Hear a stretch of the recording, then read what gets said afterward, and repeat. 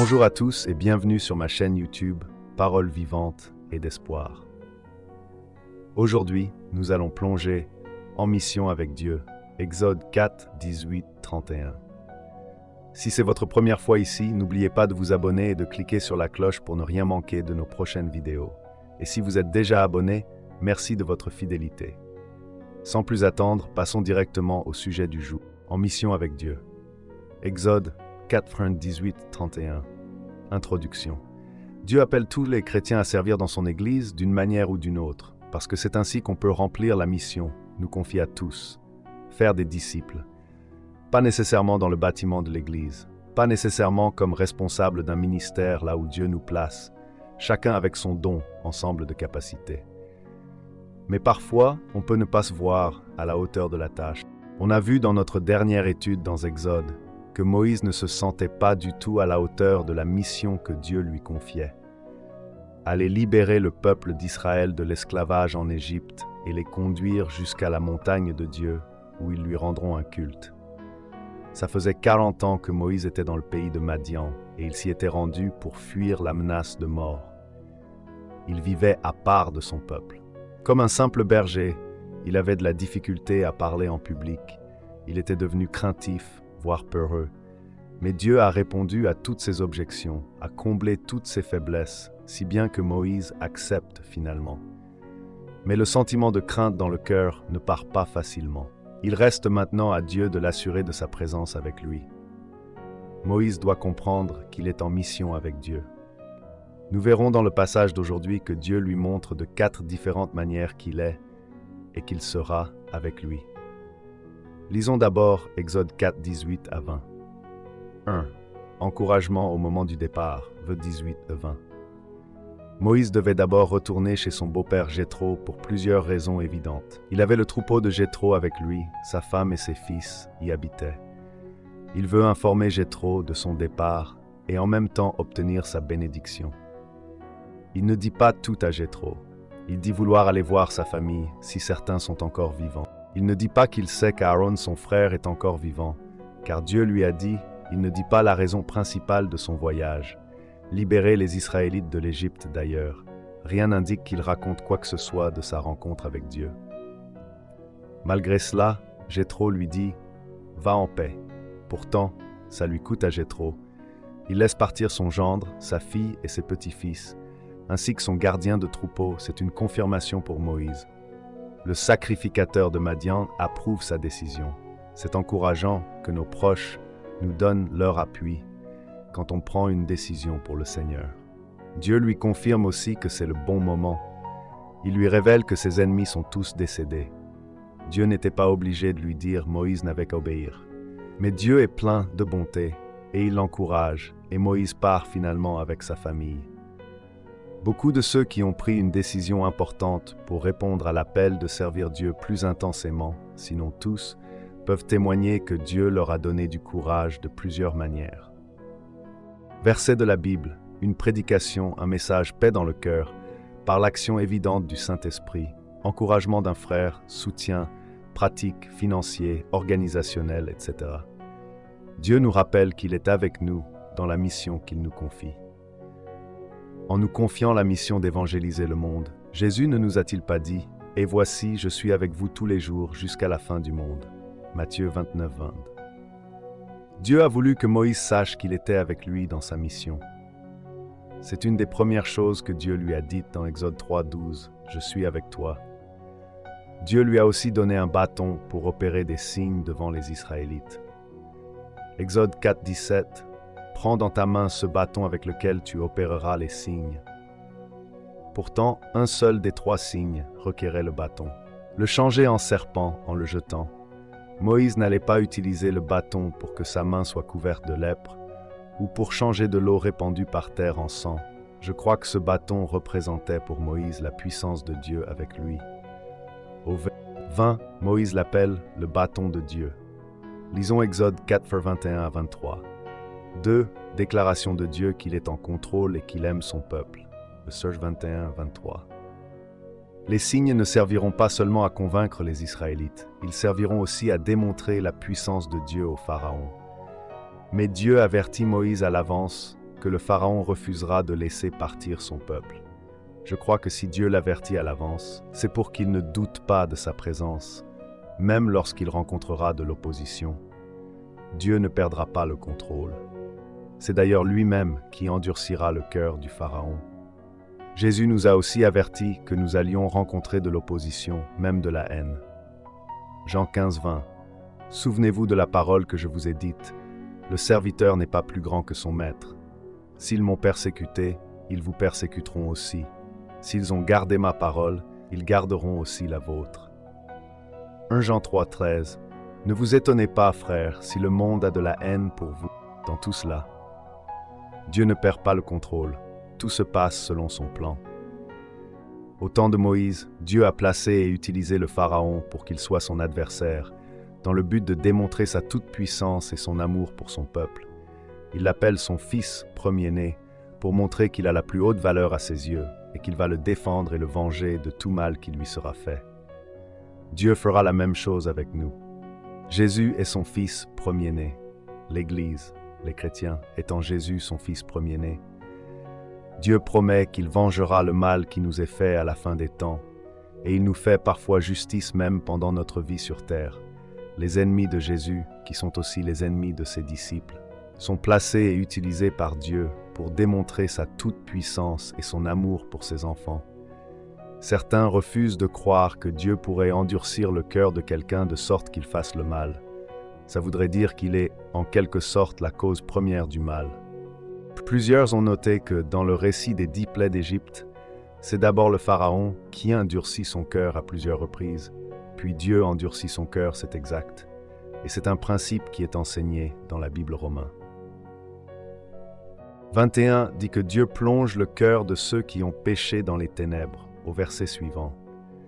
On lit que Dieu les livre à l'impureté, à des passions déshonorantes et à une mentalité réprouvée, pour faire des choses indignes. On lit aussi dans Hébreux que ceux qui ont goûté à la vie chrétienne, qui ont fait une supposée profession de foi, mais qui abandonnent la foi et deviennent des ennemis de Christ. Dieu leur enlève toute possibilité de se repentir. Ça paraît plus acceptable que Dieu endurcisse seulement ceux qui se sont déjà endurcis. Mais en réalité, ça ne règle pas la difficulté. Ça peut toujours sembler indigne de la part de Dieu de leur enlever la possibilité de faire le bien. La Bible enseigne aussi d'autres principes qui peuvent paraître pour certains contradictoires. Premièrement, Dieu est la cause première de tout, le bien et le mal. Dieu n'annonce pas à Moïse « le Pharaon endurcira son cœur ». Il lui annonce « j'endurcirai son cœur ». Moïse est parti en ayant en tête que le Pharaon refusait parce que Dieu l'avait décidé en tant que lecteur. Quand nous arrivons à la première mention du refus du Pharaon de laisser partir le peuple d'Israël, nous savons qu'il ne pouvait pas en être autrement d'ailleurs. Dieu avait déjà commencé à endurcir le cœur des Égyptiens bien avant ce Pharaon. Psaume 105, 23-25. Alors Israël vint en Égypte, et Jacob séjourna dans le pays de Champ. Il rendit son peuple très fécond et plus puissant que ses adversaires. Il changea le cœur des Égyptiens, et alors ils eurent de la haine pour son peuple, et traitèrent ses serviteurs avec perfidie. Dieu a fait en sorte que les Israélites souffrent et qu'ils crient à lui. Mais en même temps, lorsque Dieu a entendu leurs cris, il est dit qu'il a pris conscience de leur souffrance et qu'il est descendu pour les délivrer. La Bible contient une foule d'exemples de ce paradoxe dans la Genèse. Joseph est trahi par ses frères qui sont jaloux de lui. Il est vendu comme esclave et il se retrouve en Égypte, puis il mente pendant des années à son sujet. Mais lorsqu'ils retrouvent Joseph plus tard et qu'ils viennent en Égypte avec leur père Jacob, Joseph leur dit que tout le mal qu'ils lui ont fait avait été voulu par Dieu, pour que finalement ils se retrouvent tous en Égypte et qu'ils soient sauvés de la famine. Job est attaqué par Satan, qui lui fait beaucoup de mal. Puis Job dit « Nu je suis sorti du sein de ma mère, et nu j'y retournerai. L'Éternel a donné, et l'Éternel a ôté, que le nom de l'Éternel soit béni. » En tout cela, Job ne pécha pas, et n'attribua rien de scandaleux à Dieu. L'exemple ultime est celui de la crucifixion de Jésus ordonnée par Dieu lui-même. Acte 2. Vois cet homme, livré selon le dessein arrêté et selon la prescience de Dieu, Vous l'avez fait mourir en le clouant à la croix par la main des impies. Acte 4, 27, 28. Car en vérité, contre ton saint serviteur Jésus, à qui tu as donné l'onction, Hérode et Ponce Pilate se sont ligués dans cette ville avec les nations et avec les peuples d'Israël pour faire tout ce que ta main et ton conseil avaient déterminé d'avance. Si Dieu détermine même le mal, est-ce que ça fait de lui un pécheur? Est-il injuste? Bien sûr que non. Romains 9, 14, 19. Que dirons-nous donc? Y a-t-il en Dieu de l'injustice? Certes non, car il dit à Moïse, « Je ferai miséricorde à qui je ferai miséricorde, et j'aurai compassion de qui j'aurai compassion. » Ainsi donc, cela ne dépend ni de celui qui veut, ni de celui qui court, mais de Dieu qui fait miséricorde. Car l'Écriture dit à Pharaon, « Je t'ai suscité tout exprès pour montrer en toi ma puissance, et pour que mon nom soit publié par toute la terre. » Ainsi, il fait miséricorde à qui il veut, et il endurcit qui il veut. Tu me diras donc, qu'a-t-il encore à blâmer, car qui résiste à sa volonté? Deuxièmement, un autre principe qui peut sembler contradictoire, c'est que l'homme est toujours responsable et coupable du mal qu'il fait. Dieu ne force jamais les hommes à agir contre leur volonté. Il accomplit son plan au travers de leurs choix volontaires. Il influence, dirige la volonté des hommes de manière à ce qu'ils décident eux-mêmes, volontairement, de faire exactement ce que Dieu a planifié, le bien, mais aussi le mal. Dieu n'est jamais injuste et ne doit jamais être blâmé pour le mal qu'il cause à travers ses créatures. Les hommes sont pleinement responsables et coupables du mal qu'ils font. Nous devons avouer que nous ne comprenons pas comment ça fonctionne. C'est un mystère que nous acceptons par la foi. La Bible enseigne plusieurs paradoxes que nous ne pouvons pas comprendre, mais que nous acceptons par la foi la Trinité, l'inspiration de la Bible, l'humanité et la divinité simultanée de Jésus, la persévérance des saints. Dieu veut que tout soit sauvé, et il intervient visiblement dans la vie des hommes pour qu'ils croient et soient sauvés. Mais il n'intervient pas dans la vie de tous les hommes pour qu'ils soient tous sauvés. Nous ne devons pas tenter de réduire ces vérités en les simplifiant pour enlever toute apparence de contradiction et tout faire entrer dans un système. Ce serait prétendre comprendre Dieu. C'est ce qui fait de la Bible un livre divin. C'est la parole du Dieu qui nous dépasse. Les auteurs de la Bible ne tentent pas de résoudre ces problèmes. Ils nous présentent simplement chacune de ces vérités, qui sont chacune d'elles très simples. Dieu nous en dévoile suffisamment pour que nous comprenions qu'il est présent en tout temps, même dans l'opposition la plus intense.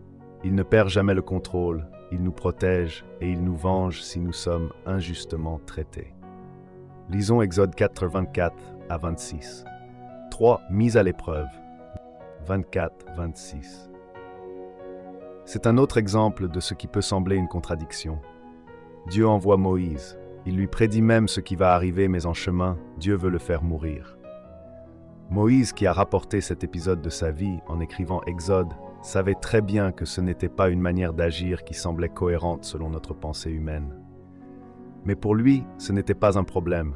Il n'a pas modifié l'histoire pour la rendre plus acceptable ou compréhensible, il nous rapporte les faits tels qu'ils se sont réellement produits. La Bible ne contient rien de faux, ni aucune erreur. La menace était réelle. Si Moïse ou Séphora n'avaient rien fait, ils seraient morts. Mais en même temps, nous savons qu'il ne pouvait en aucun mourir, puisque Dieu venait d'annoncer l'avenir qu'il avait préparé pour lui. Ça dépasse notre intelligence. Ce que je comprends de cet événement, c'est que Moïse avait négligé de circoncire l'un de ses fils, probablement le deuxième. Il semble ne pas l'avoir fait pour plaire à sa femme qui ne voulait pas le circoncire. Pourtant, c'était le seul commandement que Dieu avait donné à Abraham lorsqu'il avait conclu alliance avec lui et sa descendance. C'est normal que Dieu était en colère et voulait lui faire payer la conséquence de sa désobéissance. Mais pourquoi à ce moment? Moïse s'en allait agir comme prophète, représentant de Dieu auprès des Israélites et des Égyptiens. Il se devait d'être pur pour être en bonne relation avec Dieu. Il devait aussi être un modèle irréprochable pour le peuple, qu'il devait mener jusqu'à la terre promise et leur enseigner à être obéissants à Dieu. Alors Dieu vient à sa rencontre, soit que Moïse est tombé gravement malade, soit que l'Éternel est venu en un ange pour menacer de frapper à mort Moïse, un peu comme lors de la lutte entre Jacob et l'ange, aussi une préparation. Séphora accepte finalement de circoncire son fils, mais on voit que ça lui déplaît. Elle dit 2 fois « époux de sang », mais Dieu est satisfait et il lève la menace sur Moïse. Comme on n'entend plus parler de la femme et des enfants de Moïse, jusqu'à ce qu'ils viennent le voir plus tard au désert avec Jéthro. Après la libération d'Israël, c'est peut-être à ce moment qu'il le quitte pour retourner chez Jéthro. C'était une dure épreuve de la part de Dieu, mais on voit que c'était pour le bien de Moïse. C'était une préparation, une purification, pour le rendre irréprochable devant les Israélites. C'était aussi formateur, car Moïse allait apprendre un autre aspect de ce que ça implique que Dieu soit présent avec lui. Il se devait d'être saint, obéissant. Nous devons comprendre que les épreuves auxquelles Dieu nous soumet sont pour notre bien, pour nous préparer, nous équiper, nous fortifier, nous purifier. Lisons Exode 4, 27, 31. 4 encouragements après le départ. L'arrivée d'Aaron doit être d'un grand soulagement pour Moïse. En plus, il accepte d'entrer dans la mission avec lui. Ils s'embrassent, ils ne se sont peut-être pas vus depuis 40 ans si Dieu l'envoie. C'est pour assister Moïse, pour le fortifier. Et c'est justement ce que ça semble produire comme effet en plus. Moïse peut voir que Dieu tient parole, parce qu'il lui a dit qu'Aaron le rejoindrait et qu'il serait son partenaire. Ensuite, Aaron agit comme son porte-parole devant les anciens d'Israël, et ça fonctionne. Il croit et tout le peuple croit. Dès le départ, Dieu montre à Moïse et Aaron qu'il est présent dans leur travail en équipe et qu'il leur donne du succès. La foi des Israélites était indispensable. Dieu ne voulait pas les libérer contre leur gré. Ils devaient eux-mêmes vouloir être sauvés. Ils devaient accepter le moyen par lequel Dieu offrait de les sauver. Par Moïse, ils devaient avoir foi dans le plan de salut de Dieu par Moïse. En d'autres mots, ils devaient avoir foi en Moïse, au moment où ils ont cru. C'était fait, c'était assuré, ils étaient sauvés, même s'ils n'étaient pas encore arrivés à destination dans la terre promise. C'est très semblable à la situation des hommes aujourd'hui. Avant que Dieu ne les sauve, tous sont esclaves du péché, ce qui les conduit inévitablement à la mort éternelle, à l'enfer.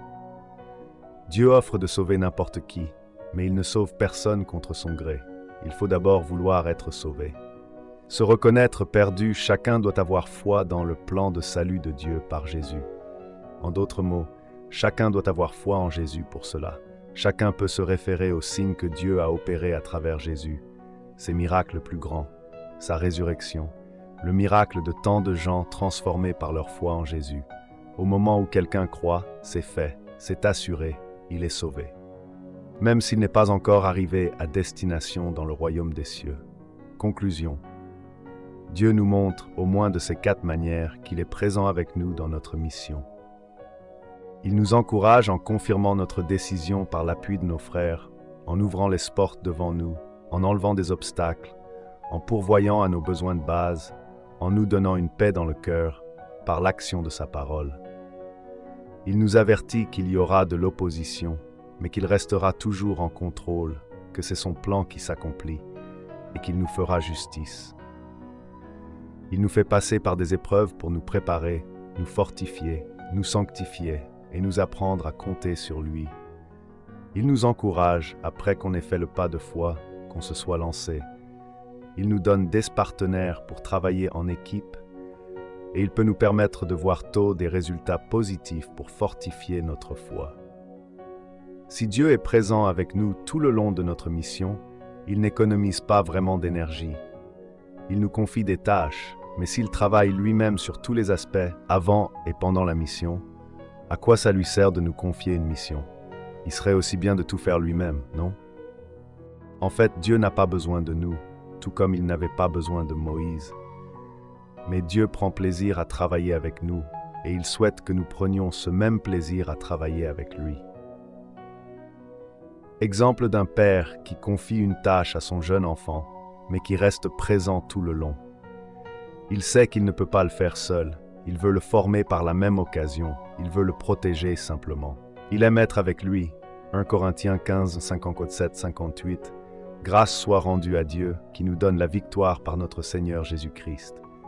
Ainsi, mes frères bien-aimés, Soyez fermes, inébranlables, progressez toujours dans l'œuvre du Seigneur, sachant que votre travail n'est pas vain dans le Seigneur.